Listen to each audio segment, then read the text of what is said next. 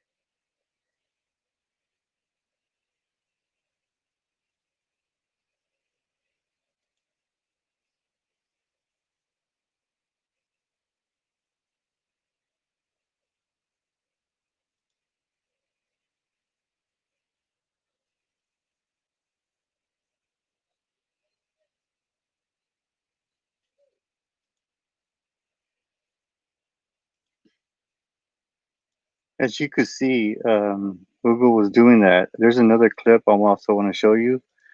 Um, he's just there. He's lying on the ground. Um, I thought it'd be a clip. It's basically a picture. But yeah, it just shocks me because I was there. I was there present, and I'm just waiting for Ugo. He just came out, but he's probably having difficulties um, on his side. But yeah, Ugo, if you could hear me, we're just waiting for you to pop up. But yeah, I was there in the car while that was going down. As a journalist, we're coming back from San Isidro, and what's funny to see, I even took pictures. There's more people there. That just not the guy. There was more. There was younger kids there. They were in the truck already. But we all have our human rights, and it just irritates me that yeah, they're supposed to be doing their job. I didn't. We never saw EMS as we showed up. EMS never showed up. They just dropped them off, and wherever they dropped them off, I'm pretty sure they're to the ICE facility or to the hospital, one or two. But this is what's going on through our border. I mean, and Ugo is a human rights activist. I know him for many years. So yeah, just whenever you had a chance, Ugo would pop up. And Mr. Um, Robles, whenever you had a chance, pop up as well. A veteran, deported veteran also. I'm waiting for him to pop up if he can. If he can't, then I understand. But he's in Tijuana, Mexico. So yeah, I have deported veterans on there, and the reason I'm saying this because I had the experience to see this with my own eyes in pictures. I took pictures of it. I mean, I have no. I mean, I was there. I was there present. I mean, I don't know if I could show you the pictures, but um, yeah, here he comes. There he is. You want to say Hugo? Oh, I'm having. Go ahead. Can't hear you. Habla. You hear me?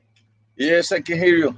Thank you for this opportunity to express our point of view regarding the border issues, and especially now on this day, Labor Day, the other perspective of the ones who have been um, called criminals, invaders, and rapists when they are essential workers. And well, how did you get this experience when we're out there? I was in your car and you were coming down the hill. We just stopped right away, and for me, it was an experience because as a journalist, I was like, "Oh my gosh, these guys are on the site." And in the bottom of this screen right here, you see the young kids in the bottom, the young folks, the little young kids. I see teenagers who are crossing as well. Yes, So I mean, oh, they were being how many kids was it? 4 or 6? I don't remember the numbers that I saw.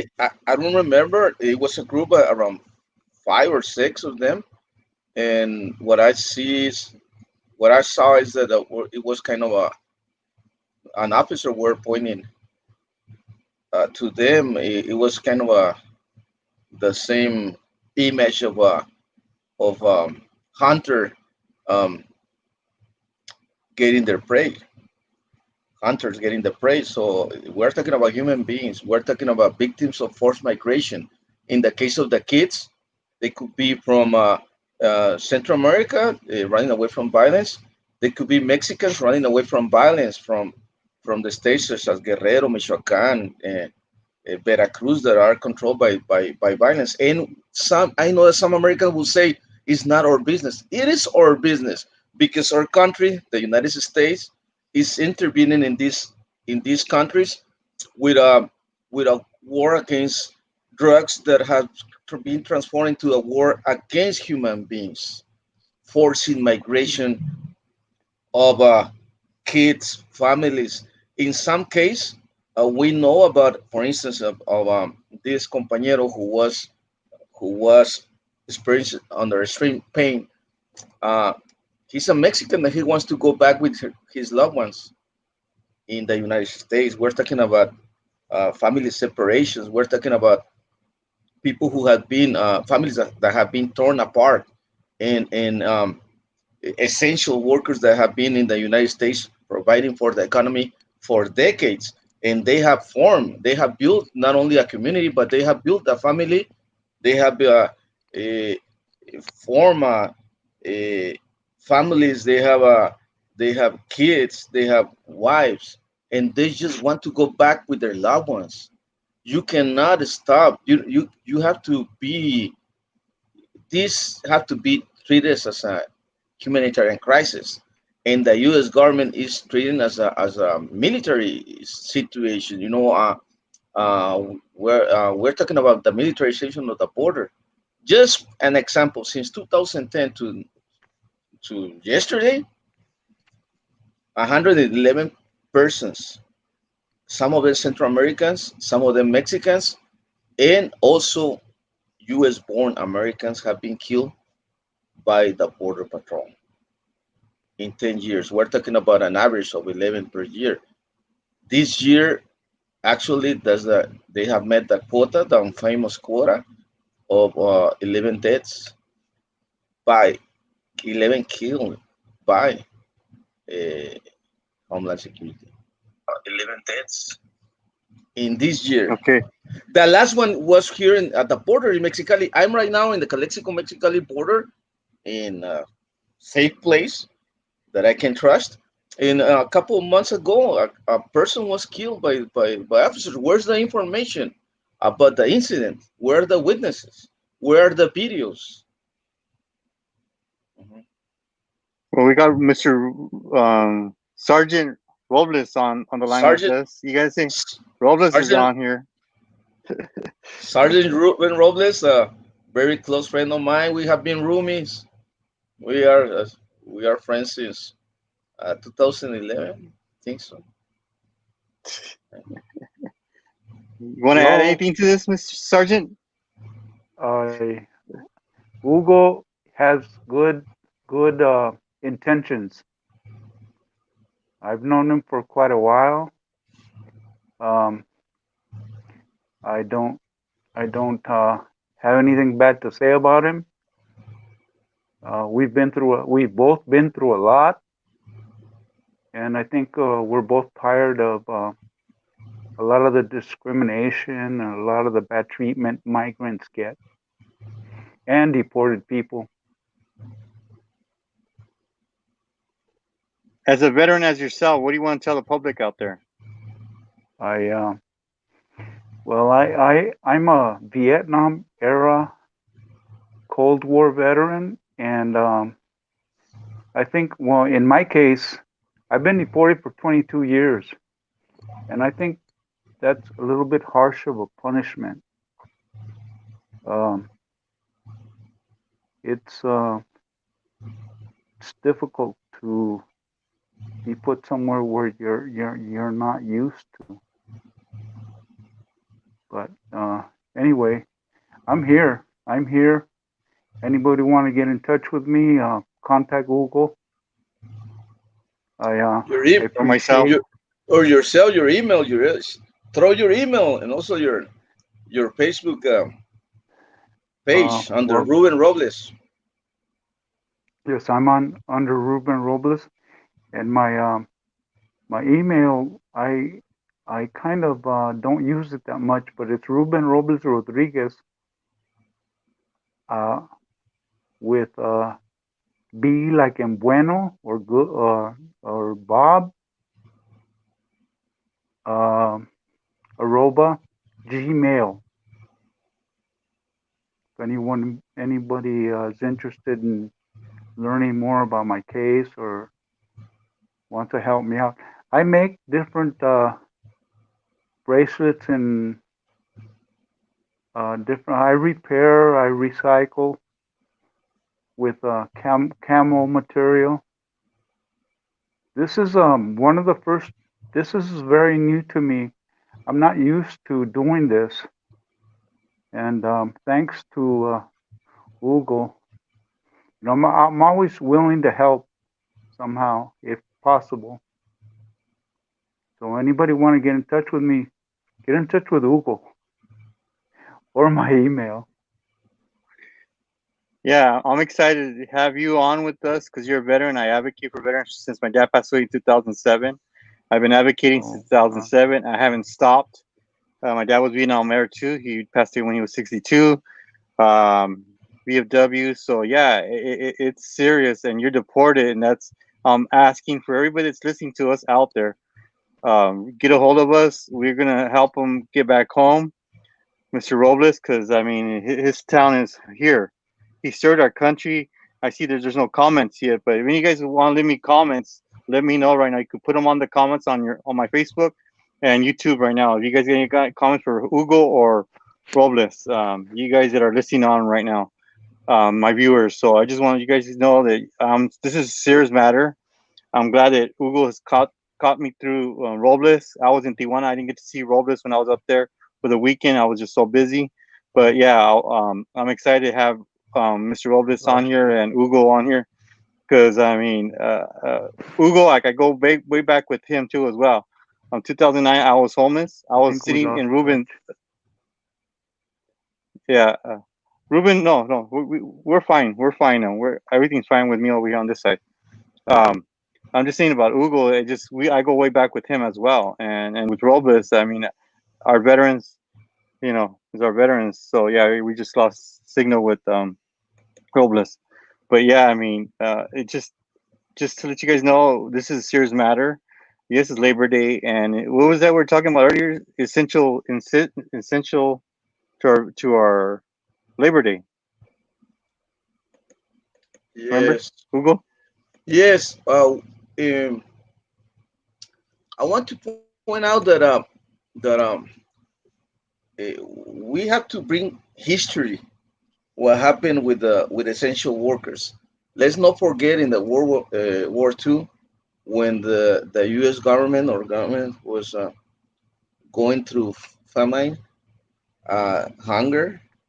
It, it was able to succeed and stand as a nation again by the support of all the soldiers, ignore soldiers fighting this battle of hunger. These soldiers, essential workers, bracero workers, my dad was a bracero worker. My grandfather from my mom's side, Don Martin Velasquez, was a bracero worker. And however, they were ignored. They are now ignored by the government. They were ignored by the Mexican government because the Mexican government keep 10% of their income as a social security and still the fight for that. They were ignored by the U.S. government. That family, that soldiers need their family. That's the reason mm, families were coming to the United States to the border, Mexicali, Tijuana, all border cities, especially where these soldiers were drafted, such as Mexicali. The families came here, and families were established in the United States by soldiers, by guerreras and guerreros working to bring the food to your table, and that's the reason many people didn't die in the United States. Now the history repeats itself. Essential workers are the ones, most of the ones who are working on the fields are undocumented. They are the ones who are saving together with the hand of the the health system with doctors and all the nurses and all the infrastructure of medical support. These soldiers, these essential workers, are the ones that are keeping the country uh, alive. So And we can how help. you at least respect? We should provide them respect. Uh, we cannot be, in my case, I'm talking about the one that is now in the White House. He is such irrespectful to the brown ones and also to the black ones that the we get in a rage. It's our people. I don't forget. I'm a first I'm a first generation of Mexican American. I don't forget that my dad came. He was an economic refugee. He was running away from Zacatecas when he got enlisted to this war against hunger in the United States with the bracero worker. So we have to change the perspective. They don't deserve to be treated as less than uh, an animal. That's the way the border patrol is treating our people because they know that they can act above the law because the one that is the chief of the country, he's acting above the law, creating terrorists. Let's just, I'm not a psychologist, but I'm gonna put you in a situation. Most of the border patrol agents are veterans. Most of them have gone through a very stress situations, and that rhetoric repeated by the one in power is really similar to Hitler, repeating a lot of lies about our people, nuestra gente, is triggering them to a stage of surviving mood, fight or flight, and they are soldiers. Imagine what they're gonna do. They're gonna fight, and they're gonna fight against victims of forced migration. So terror is being created, people are being killed, and you are witness of the situation that they are treated as a spray, a spray. You know, is it? Can we call it? Is this America way to deal with uh, with refugees, with economic refugees or direct refugees from uh, from physical violence? You know, is this the land of the free, or has been became the case of the hate? I just got a smile, so I don't know if that person was laughing or wants to put a comment because I just saw a smile pop up right now. So I don't know what Ugo just said, but if you want to put a comment, put the comment below. We want to know what you want to say about Yeah, whatever Ugo just said. Throw your comments in below from Facebook to YouTube. Throw it in there. You guys, we want to yeah. hear what the public has to say on what Ugo just said right now. We want Come it. on, We you guys. want I the just saw. people. We want the people to express themselves. The people, the ones, Yes, los pueblos. We know that the because other part of the government. We want the people. we want to hear what you guys got to say now that you guys are seeing this. Because I just saw a laugh, and I that laugh makes me want to just tell you throw a comment as well with the laugh or smile. You know, because we're not, this is a serious game. We got a Vietnam vet deported in Tijuana, and he's there, Let me and I tell didn't you get to how see him how for I'm gonna tell you you how know. I met Ruben. Ruben, Sergeant Ruben Robles. I met when he was working in helping in a store, Calimax, in Tijuana, getting tips to survive. He's a soldier thrown to the Solens to survive without knowing how to speak Spanish because he was, in this case, uh, Spanish is his second language. His first language is English. In my case, English is my second language. I was my family was forced to migrate back from Salinas to Mexicali because my family was victim of a hate crime, kind of a hate crime by neighbors who were hell angels. So that's a different situation. But in his case, he was forced to migrate. He was thrown to a land, a very violent land in Mexico. Without there's an age that you cannot get a job, and he was surviving.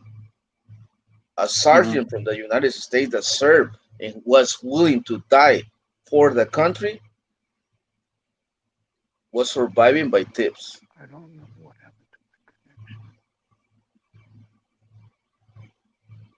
You got So anything to say, immediately, Mr. Robles?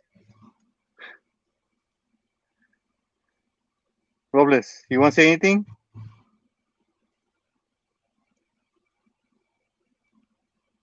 Robles,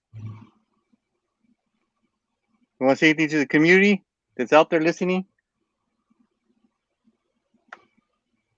You should send him a message. Probably type a message. Probably he cannot listen right Yeah. now.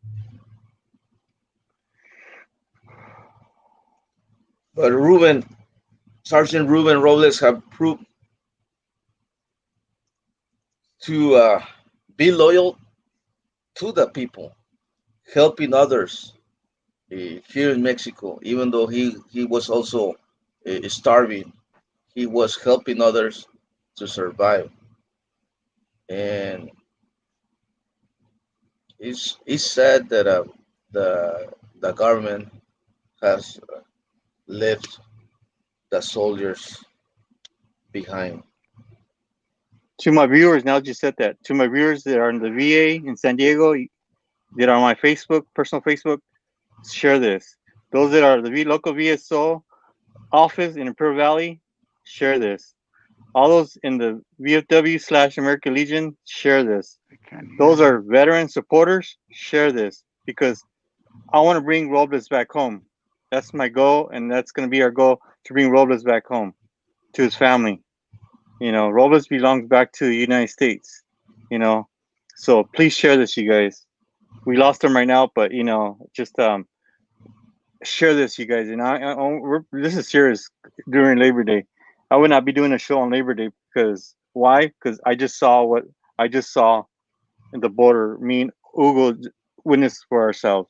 I couldn't believe what I just saw, with my own eyes. But and you've been doing this for what? How many years, Hugo?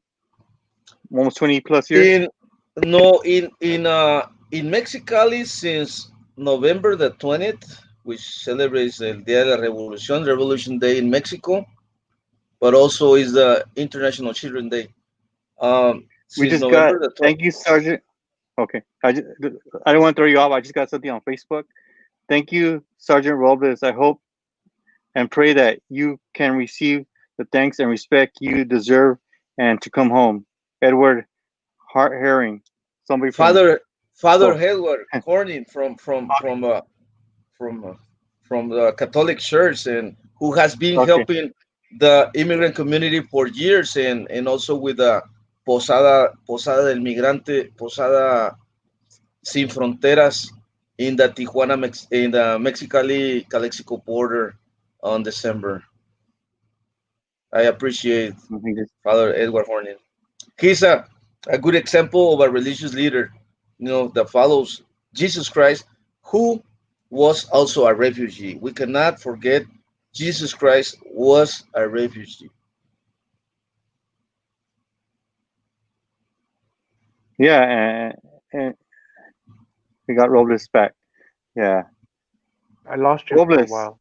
Excuse me. Okay, it's fine. Don't worry. You're fine. I'm just gonna repeat what Father Edward Horn said. Thank you, Sergeant Robles. I hope to pray that you come and receive thanks and respect deserve to come back home. Just a comment came through on Facebook right now for you. Uh, You see? can I make something clear? Yes. I'm not a Vietnam veteran. I'm a Vietnam era veteran. I volunteered in 19 at the end of 1974. Um, and I volunteered. I signed my life away for 4 years, and at the end of my training, I got sent to Europe. So I'm a Vietnam era veteran, not a Vietnam veteran. There's a difference. But I did Okay. volunteer, and I got sent to Europe, and I'm also a Cold War veteran.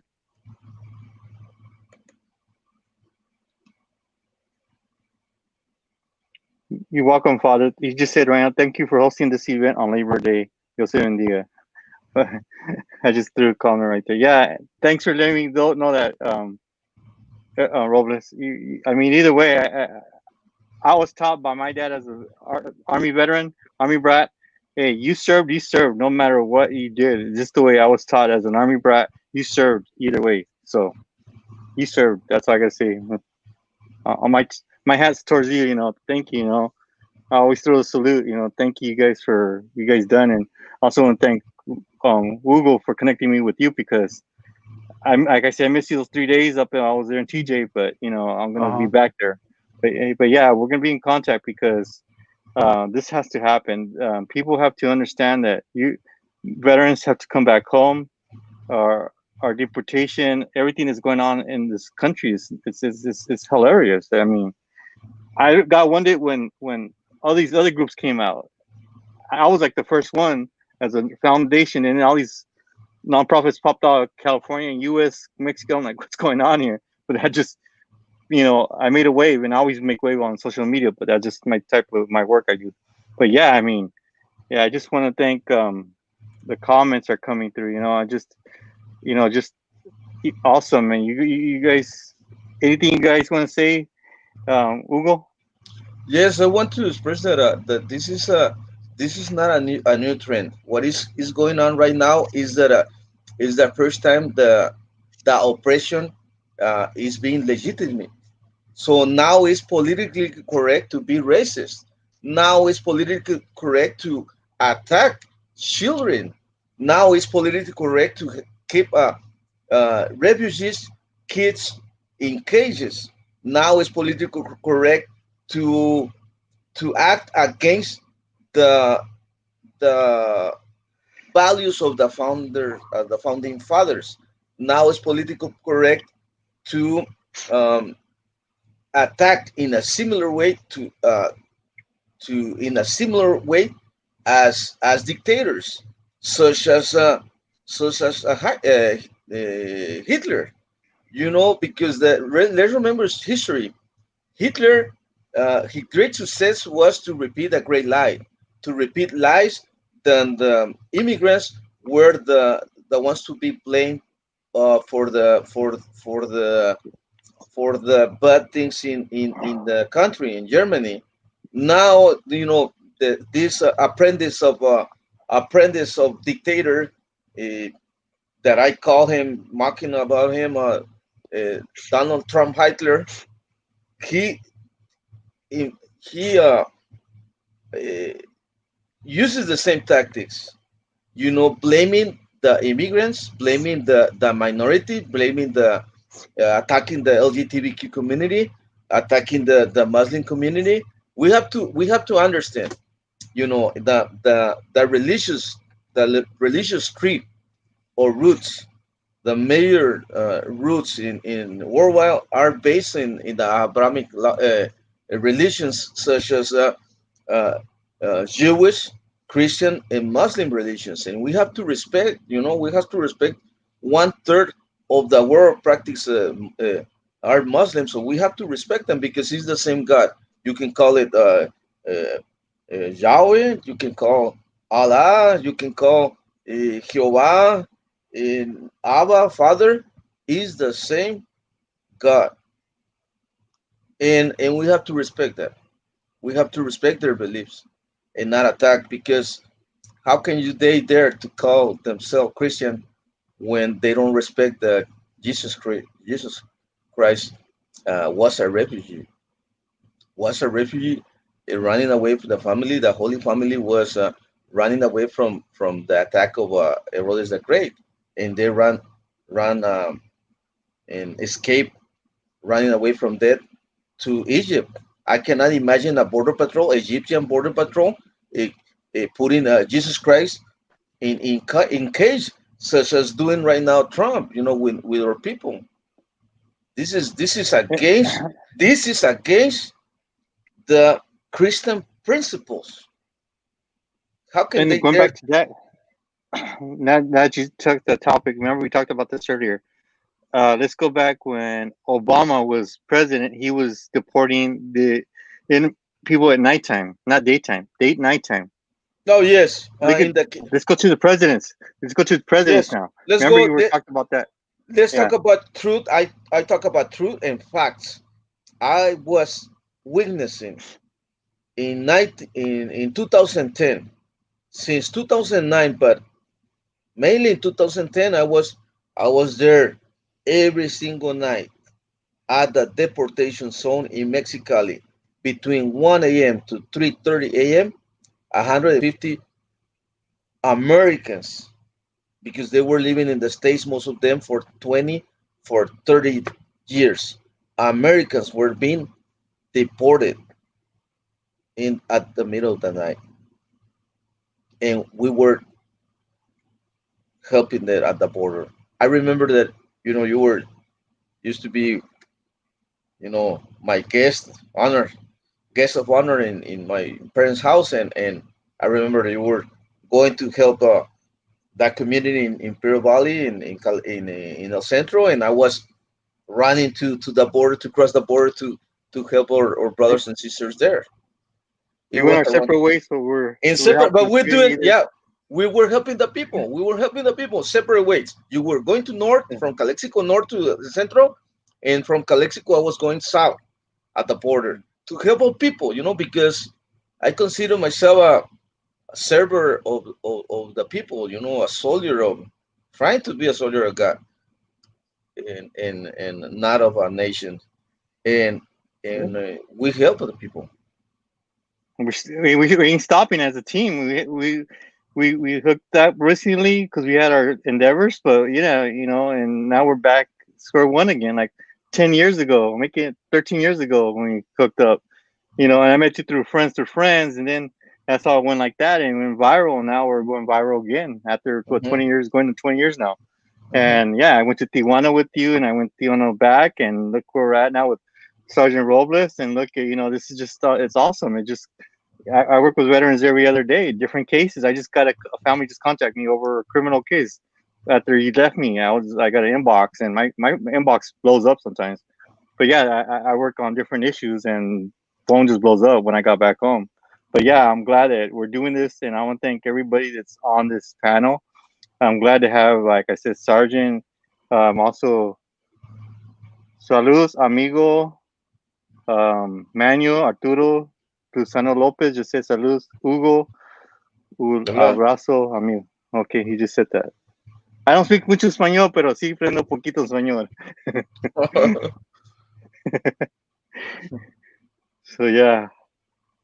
So yeah, I mean, Yeah. I'm glad to have you guys. Honestly, I get to talk, get Bangkok, get Ruben taken care of. We got to take care of our people, our own people. Our own.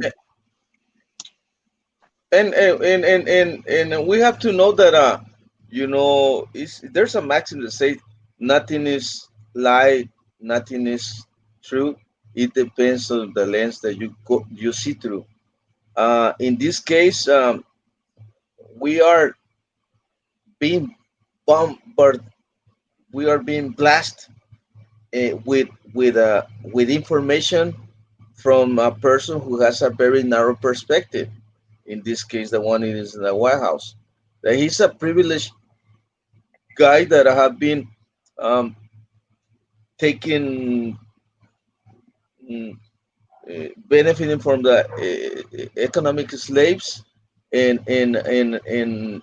just thinking about him and money, not about someone outside his uh, his own family, and he has a really uh, uh, damaged perspective because he used to uh, be reading and having like the Bible next to him in his bed. The my uh, Hitler's book, my fact. So that kind of perspective, his mind is contaminated, and he expressed all the hate against minorities, against the ones who are not white, and attack them. And in this case, we have been witnessing all the uh, experience of our compañeros who have been left behind, such as Sergeant Ruben Robles, such as oh, the thousands that we have been able to help when they have been deported. And we're not talking about a party, a political party. We're talking about um, a system of oppression against immigrants, against the descendants of the native indigenous, the real owners of this land, and we have to honor them. A That's why nuestra I'm gonna gente. throw your clip right now. Again, we're gonna put your clip again, so people that are catching on right now, because I know there's new people already just popped in right now. I know we're in the hour right now. We're already 40 minutes into the show. But I'm gonna show the clip again. What happened this morning, you and me, so they could know that what we're talking about.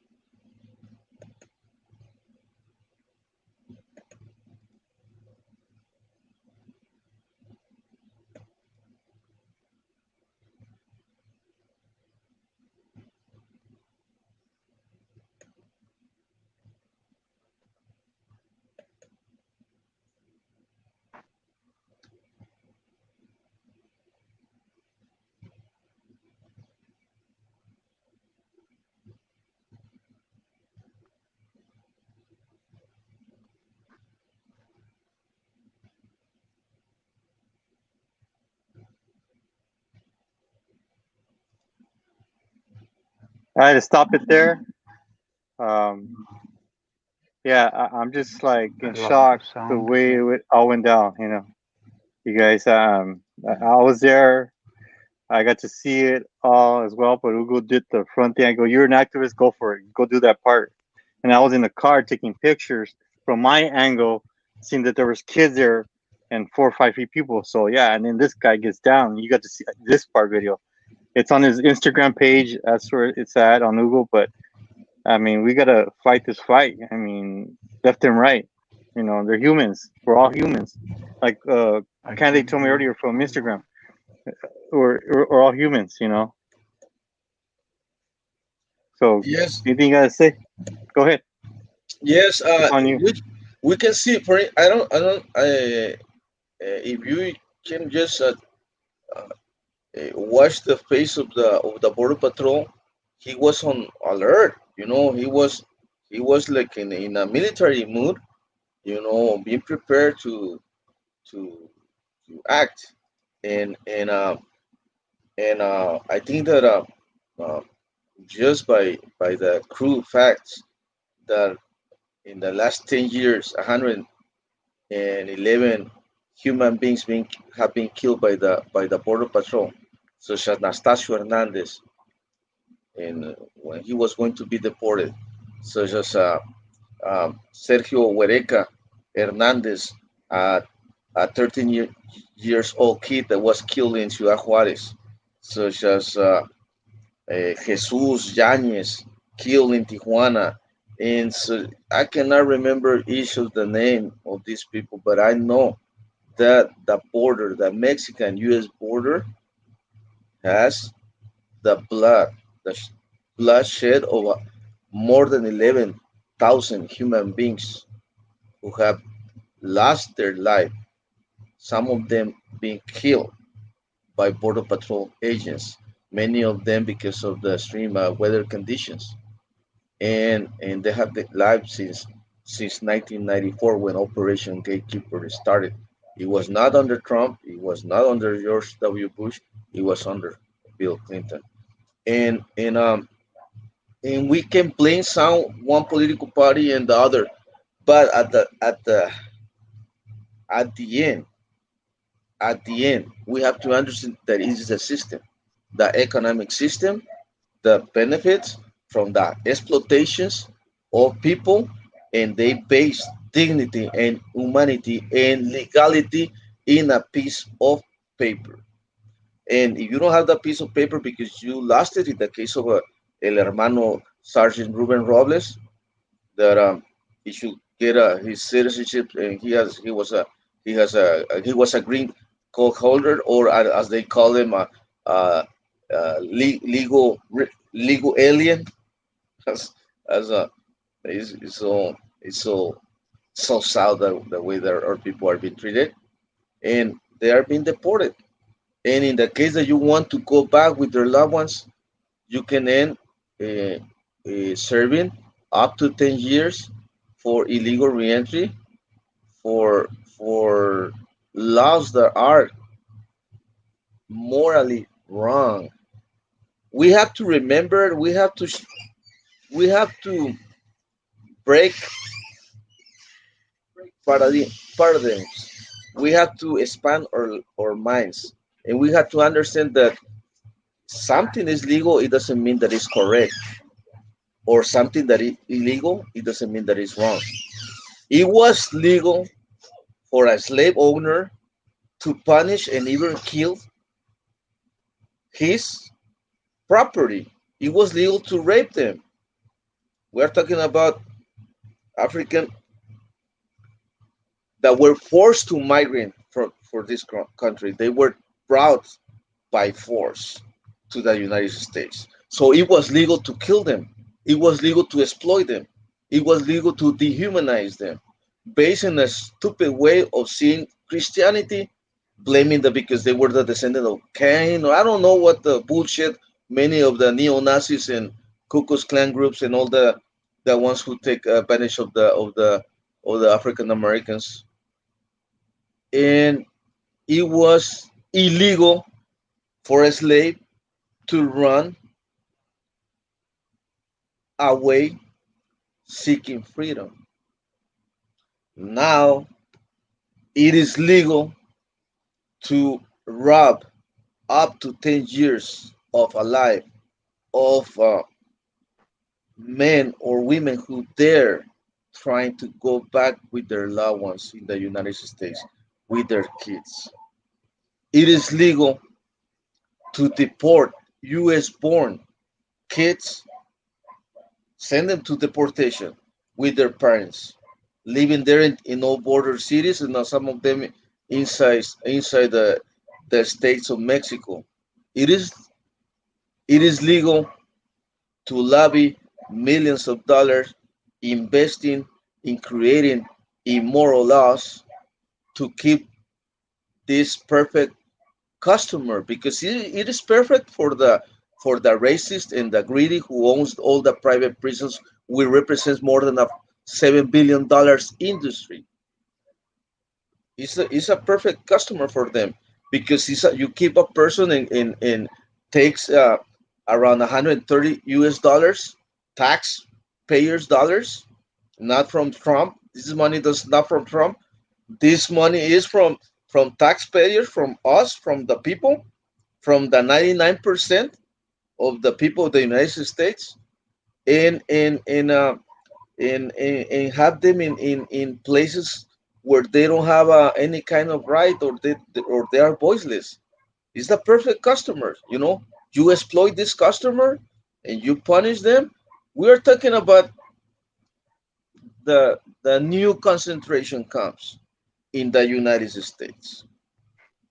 You don't see, as with Hitler, you know, people being killed in cameras, gas cameras, and all that. The way of punishing and breaking down the souls of the of the people of God. Now you see them in in concentration camps that are hidden from the media. You see kids there, you see families there living in very bad conditions, and many of them have died now or are exposed to COVID-19. And why it have come legal to punish refugees? We are breaking, not we. Trump is breaking. Trump is breaking the international treaties for refugees. And I can give you all the facts about the treaties that the United States have come into in the sake of the people. We used to be America used to be kind of the brothers keeper of the world. What has happened to the United States?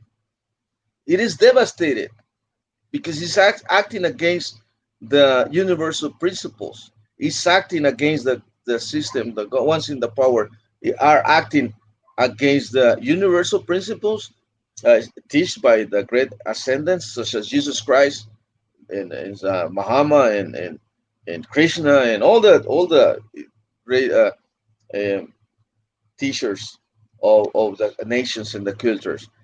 And now, not only that, if we say, "Oh, we are not this is a not a religious uh, uh, government." Okay, and we are acting against the values that were was found at the United States, the revolutionary values, and from independence, and we were fighting for justice, equity, and freedom. Where's the freedom when you keep people in cages? Where's justice when you create laws that are immoral and punish the ones who were helping to keep the country in standing? We are talking about the ones, the builders of the America. Who are the builders of America right now? We can see most of them are Latinos.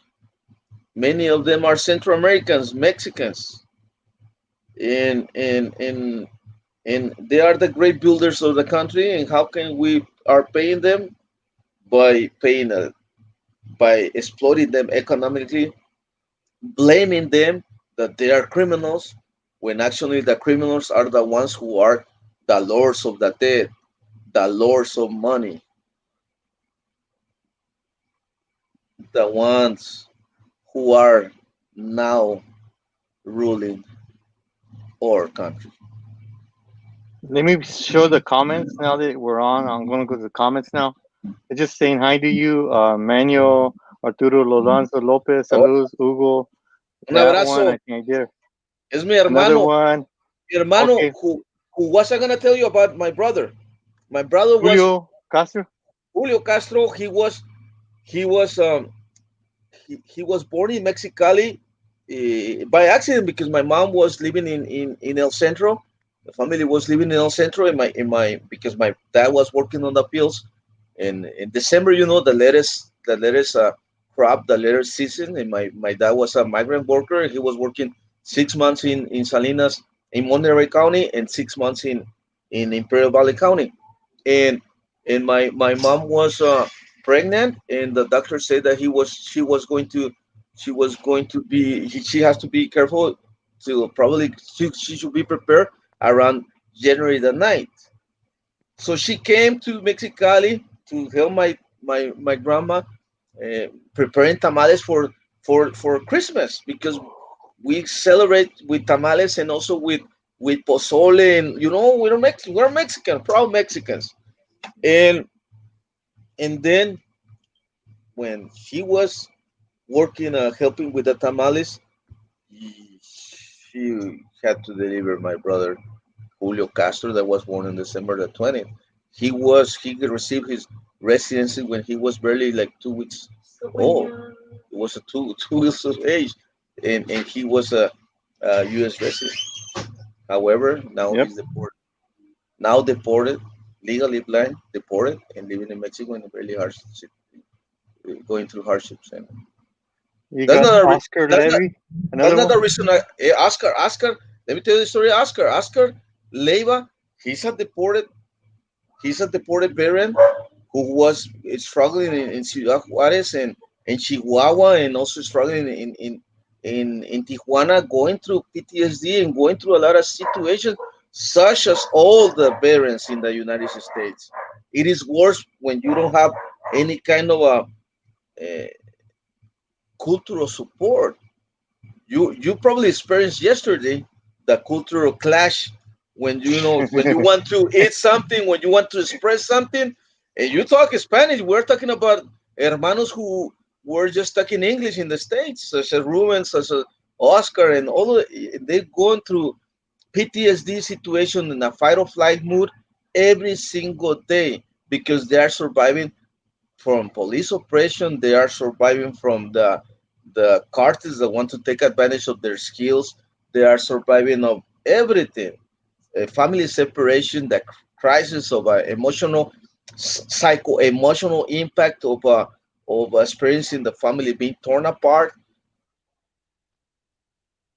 They are going through the cultural impact of the language and the food and everything. Man, it's hard. It is really hard.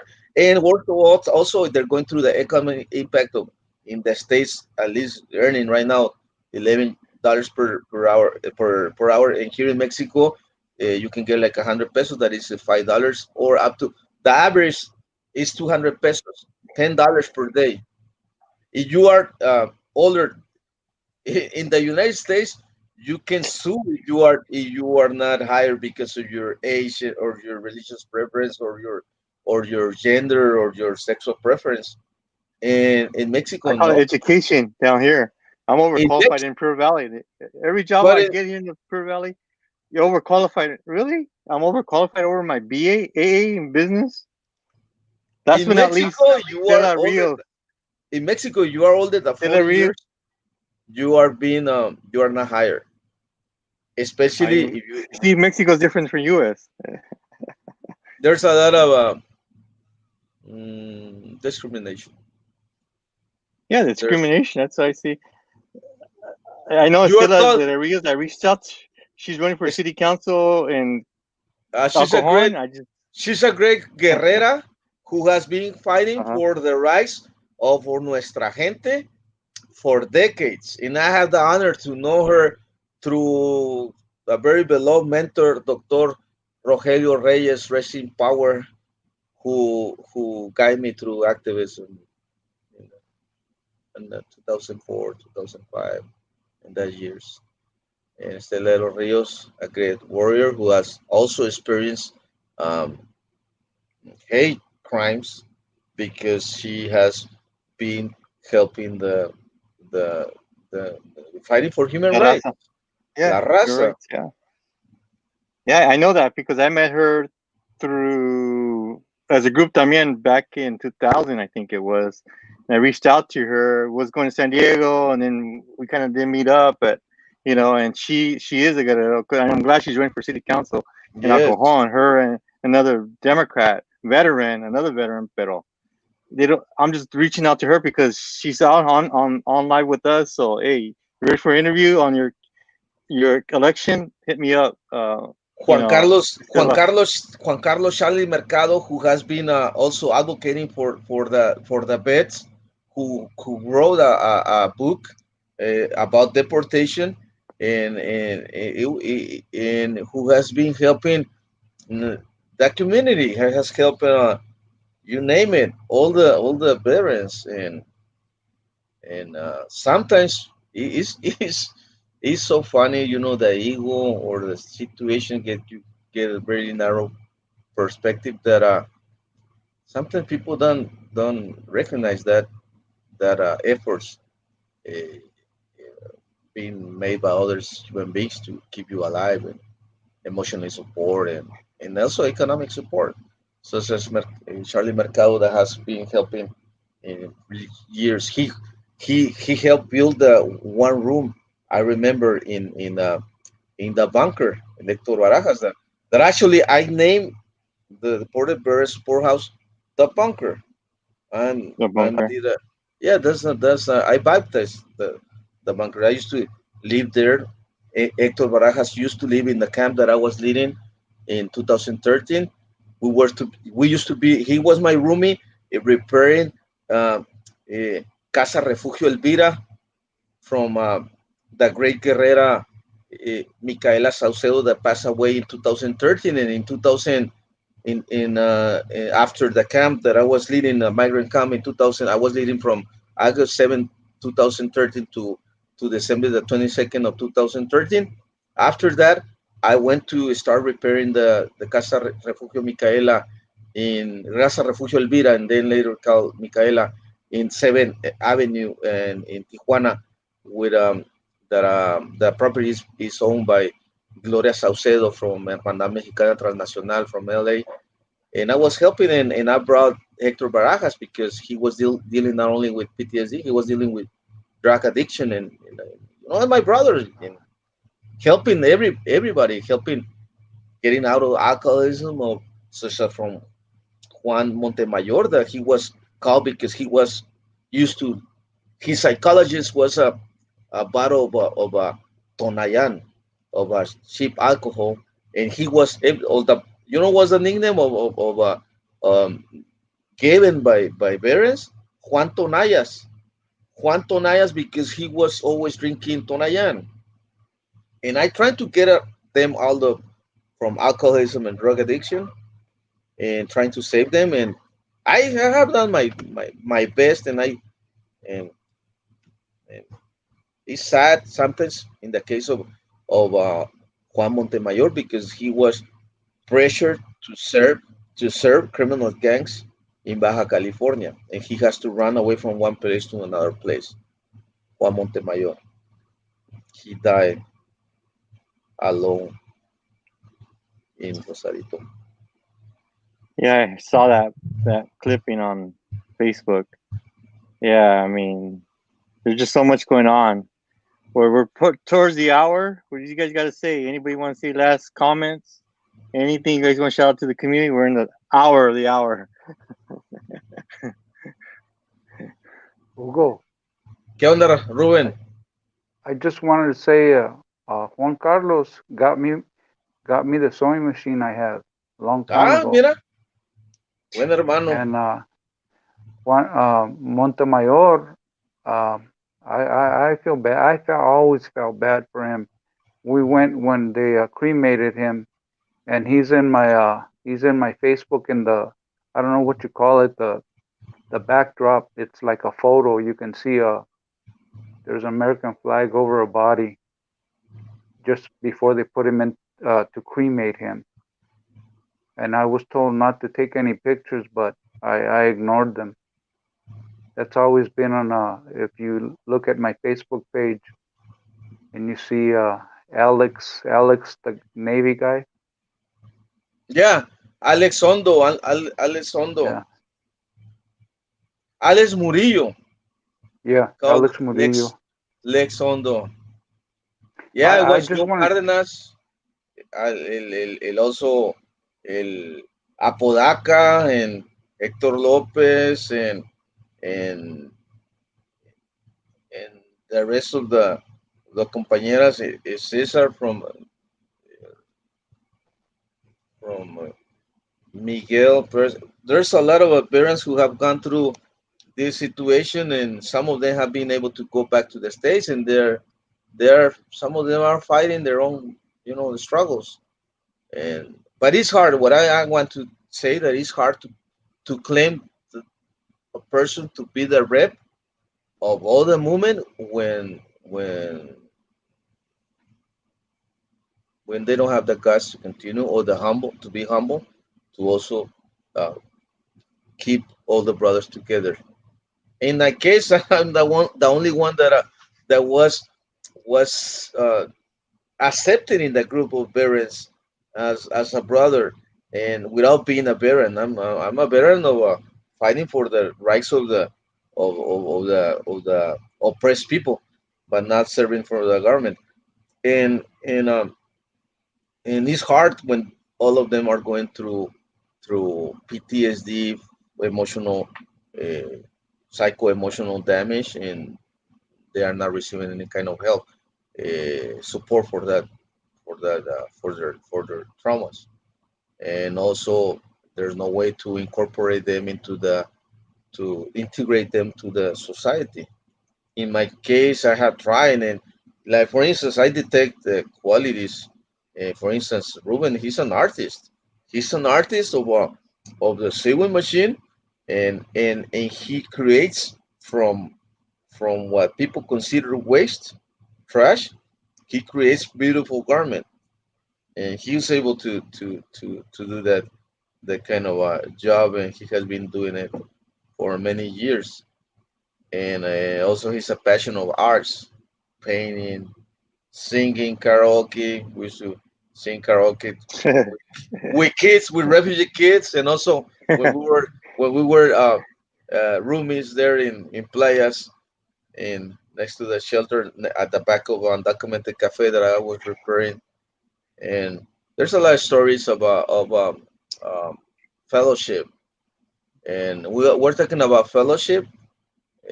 Let's talk about also a situation that is going through in the states. Many um, military uh, officers and from the army, from the navy, from you name it, are being killed, and they are following. Some of them are following a code of honor of of telling lies, or keeping in silent. That's not code of honor. Code of honor is saying the truth no matter the consequence. Saying the truth always. That's a code of honor. Code of honor is to fight for justice, no matter the consequence. Fight for justice always. A code of honor is also share your love, unconditional love. Don't judge, just act. A code of honor. I want, We can talk about code of honors, and there's a lot of things to there's talk a about. lot. That was on that one because I know what you're talking about. That one. I done it with the VFW here and with the veterans since as a kid slash advocate. But yeah, I know what you're saying. And when I was there that day at the cafe, oh my gosh, it was like a thousand words over where you're at. I mean, that location just, I was falling asleep. I'm telling you, just hearing the waves, just sitting there while you're doing your own stuff. I was meditating, dude. That place is just a meditation spot for the sea where you're at. It just like I was falling asleep. I was like, I just hear the waves. I'm like, that's a cool location. That's all I gotta say, dude. You got the thousand was it a words a thousand words, a picture a thousand words is where the location you're at right now in Tijuana. My gosh, I just couldn't believe when I got there that day.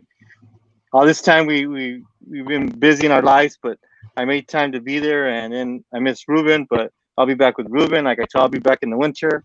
But yeah, but we're gonna be working with him before now in the winter because yeah, that location you're at, oh my gosh, it's a cool spot you're at. in Tijuana. Thank you. Thank you. We are at the corner Yeah. of Latin America, and in the corner of Latin America, Undocumented Cafe and Arts is a cultural space to express anything anything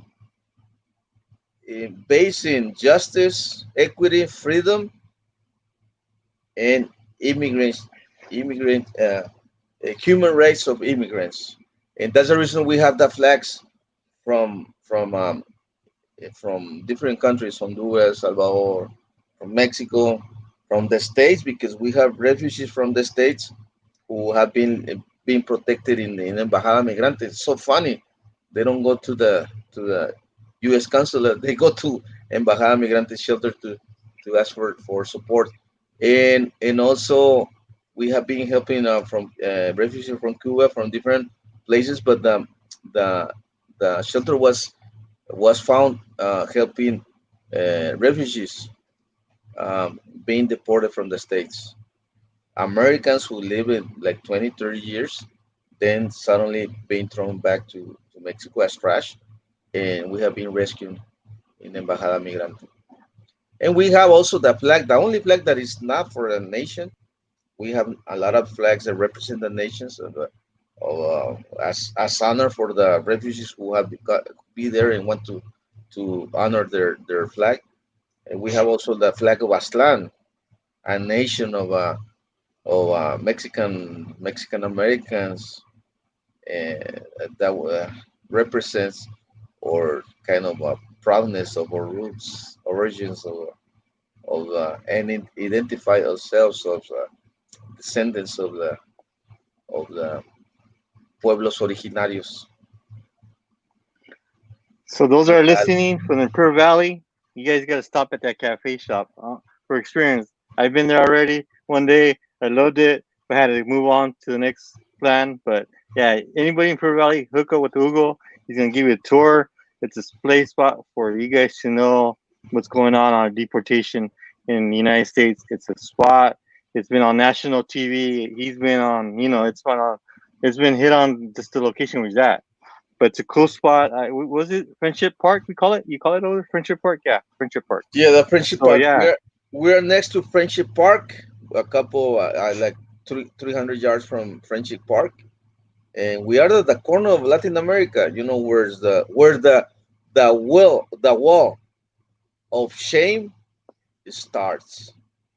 You can see that this is a great light that Trump is repeating. That's the reason I want to express also to expose another lie. He wants to build a wall. There's two walls that divide Tijuana and San Diego. You can see two walls right there. There's moving sensors. There are drones. There are helicopters that go around there. There's a lot of border patrol agents trained as militaries, military training, and it's really hard to cross the wall of shame. And we are there where the infamous wall of shame starts, on Document Cafe at the corner of Latin America, next to Migrant Embassy Shelter, Embajada Migrante. yeah, and anything you guys say, Ruben? Well, we'll send you some pictures later on. Okay. We've been touching it up. We've been touching that migrant cafe. We've been working on some flags. We're not real good at it, but I think we're doing pretty good. Myself and this other Eric, guy named Eddie. Eric, Eddie. Eric, he's a Colombian friend who also went through deportation, and he's a he's a good friend that is helping us to uh, rebuild Undocumented Cafe. Yeah, there was two guys that I was there when I got there. We got there that day. There was two guys that were already working. So yeah, and the Mm. rest were at the. Yeah, yeah, yeah. That's an awesome spot. Like I say, I went there the first time. I was like, oh, now I know where it's at. Because I don't know TJ like you guys do. And I was like, what the heck? for me it was culture shock because you know what I went through. For me it's culture shock. You say something, they give you something else, and yeah, you say a hamburger, they dan un taco. So it's like, hey, I want a hamburger, not a taco. But just to me it was culture shock. I learned it those 3 days I was there, but yeah, I'll be back. I mean, I loved it. I love the water. I mean, just I'm ready to go help Ruben on his endeavors and help more as I go through there, because yeah, that's a destination for me as well. Because I just can't believe our passion is helping our brothers and sisters, our raza. That's the thing I have. I thank my dad for being an army veteran, and that's what I do now. But yeah, I mean, that's where we all come. Our roots are from Pearl Valley, but we all look at different areas in the United States, not just in Mexico. We also have some in the United States. We also have in Canada. Yeah, so veterans in Canada are going through these issues too. So that's another topic for me. But yeah, there's some in Canada. There's homeless veterans that I work with behind the scenes. So I'm working with homeless veterans on the resources as well. So yeah, just this topic is broad. So we've gone over our hour, but yeah, I want to thank you guys for shining on, and this I want to thank everybody that left their comments. I'm gonna go back to the comments from Estela to Oscar, Levy, Julio, Manuel, and Edward. So yeah, I just want to thank everybody that left their comments. And any last words, you guys? One last word for the public. Look look forward to seeing you, and come down and visit the Migrant Cafe. Okay, Hugo.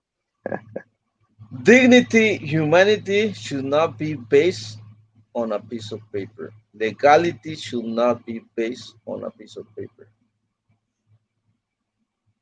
We all we are part of the same race, the human race. Just come on. Lion said, "What's going on?" Okay, I got a lion.